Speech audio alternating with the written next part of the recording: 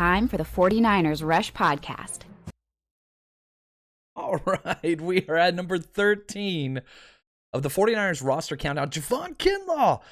I love this guy so freaking much. It's incredible what his journey has come through and what he's been through.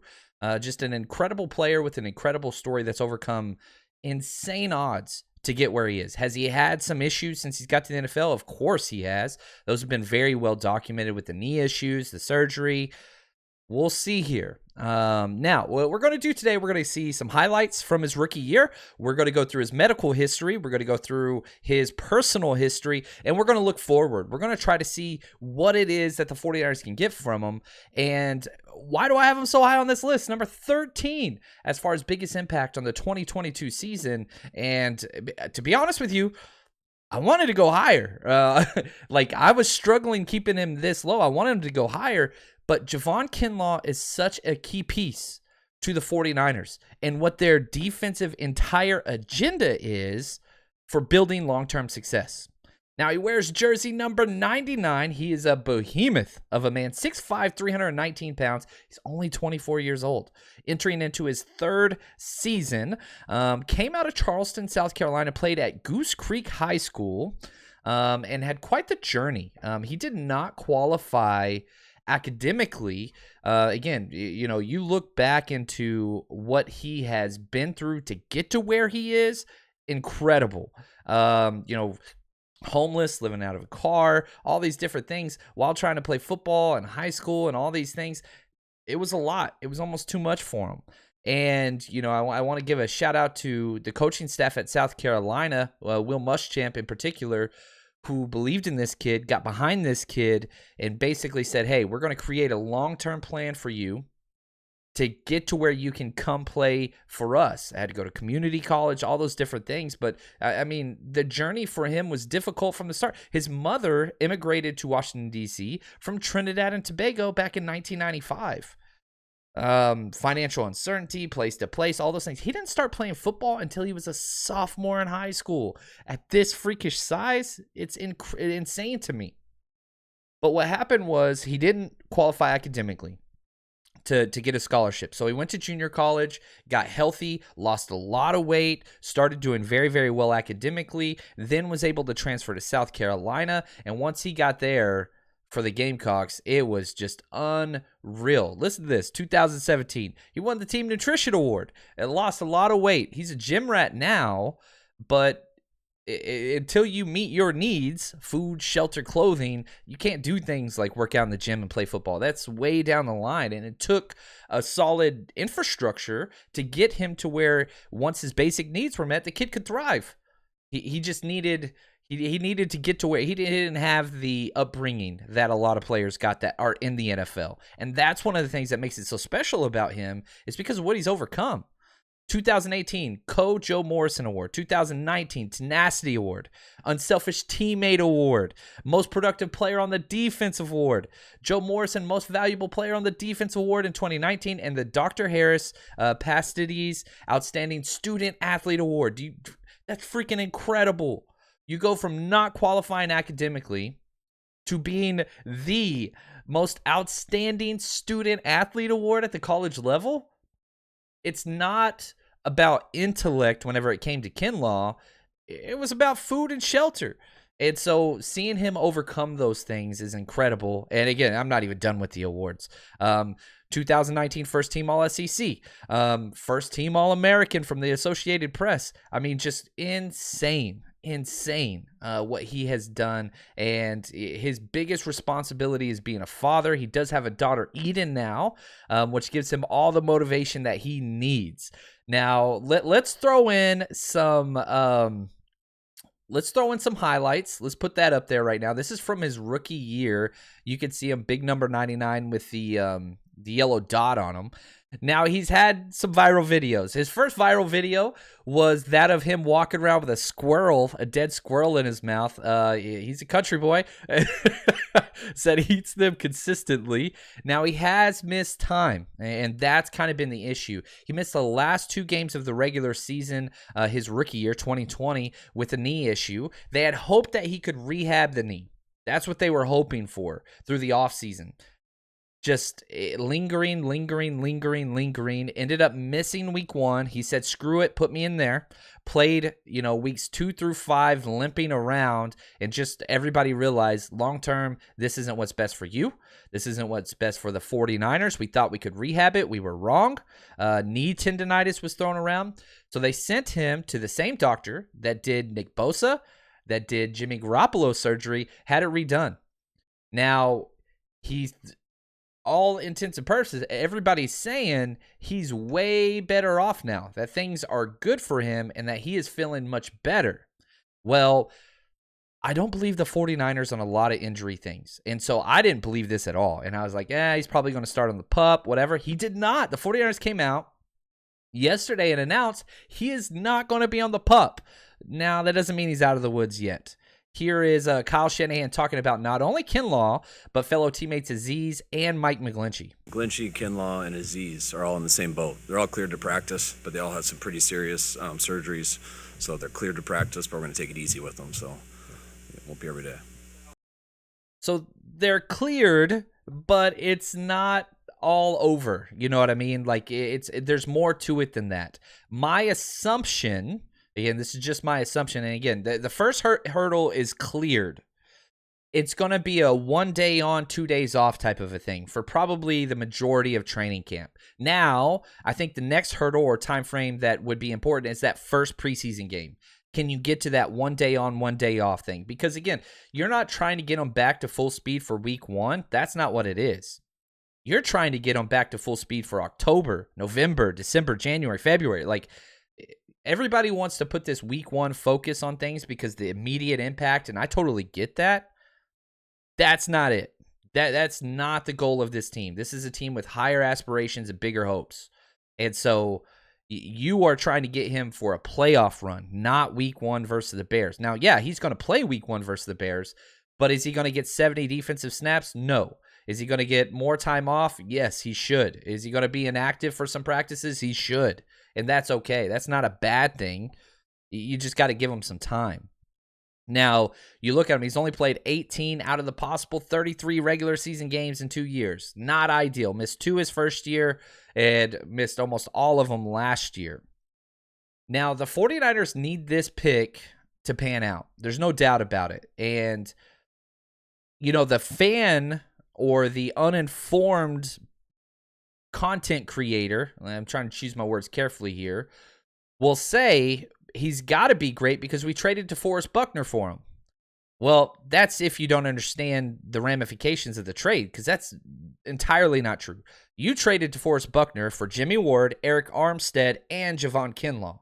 If you look at salary cap, that's what it means. If you look at draft capital, yeah, it's not so much just a straight up, yeah, it was for that pick, but all that money allowed you to keep Armstead, allowed you to keep Ward. If you would have kept Buckner, Ward and Armstead would have walked and you never would have had Kinlaw. So it's a 3-for-1, but I understand the simplified, uninformed fan will look at it and say, oh, Buckner for Kinlaw.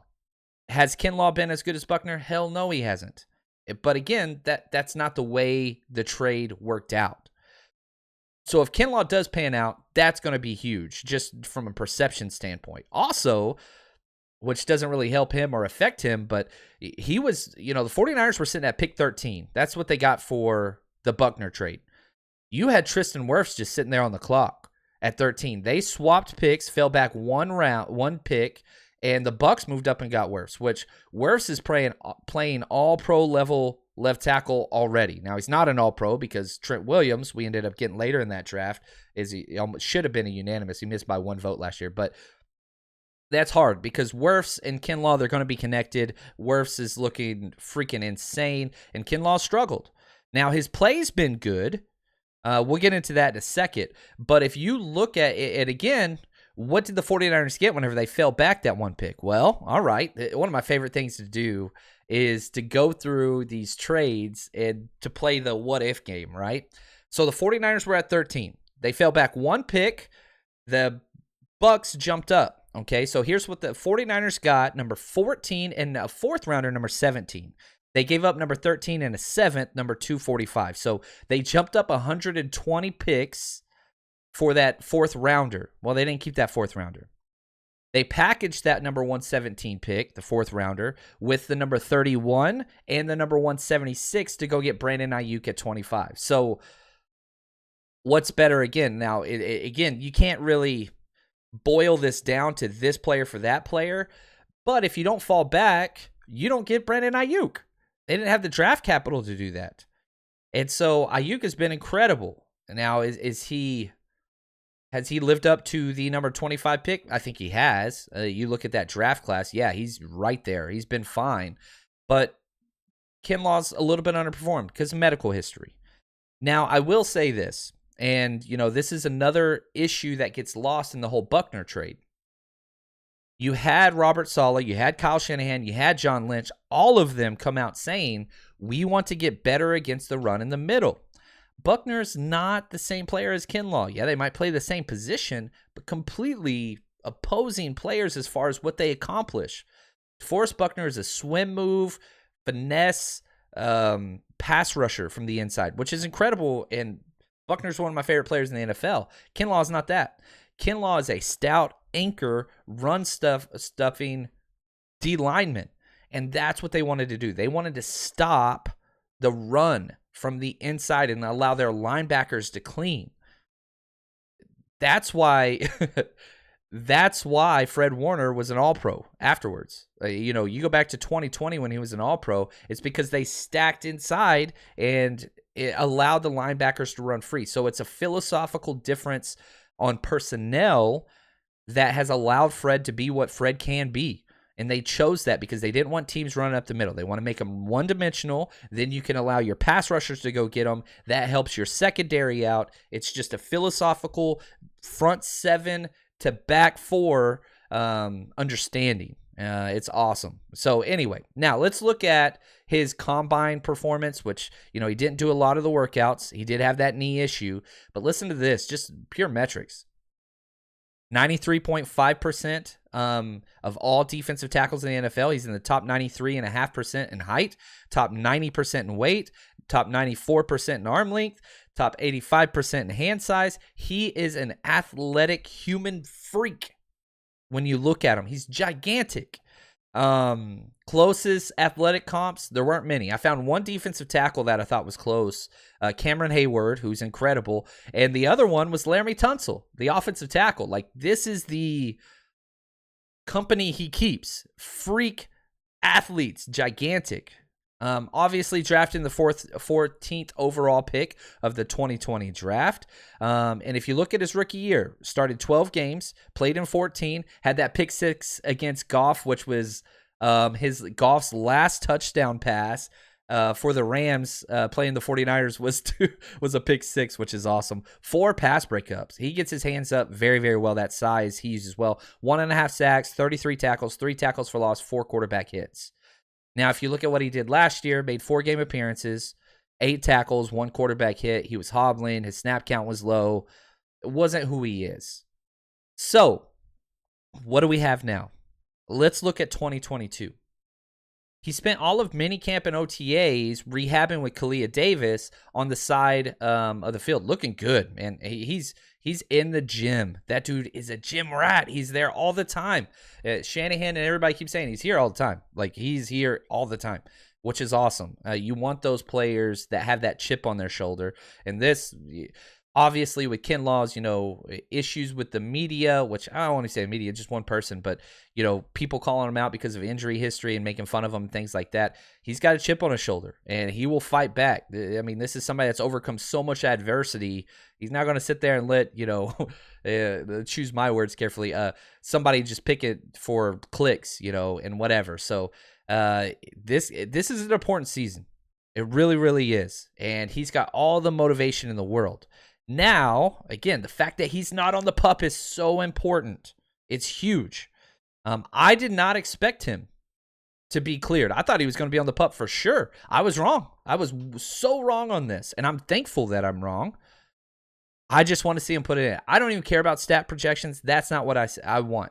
I want 14 or more starts this year. That's what I care most about. 14 or more starts. I think if we got that and we could see what him and Eric Armstead in the middle, we haven't seen that yet. You remember Armstead didn't move inside until around like week 10. So last year, which Kinlaw was already out. So we have not seen what this 49ers defense can be with Eric Armstead and Javon Kinlaw in the middle. Whew. Yeah, I'm telling you right now, the linebackers for the 49ers are going to be having the best season in a long time. I'm so excited about this, and I love Kinlaw. Excited to see what he can bring. Health's the only concern. That's it.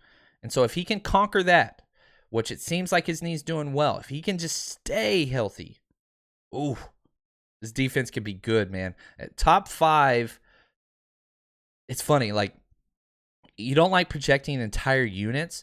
Top 5, it's close to a floor almost. Like, this is going to be a very, very good defense, but there's just a couple question marks. The second safety, the nickel, Javon Kinlaw's health. You get those things locked down.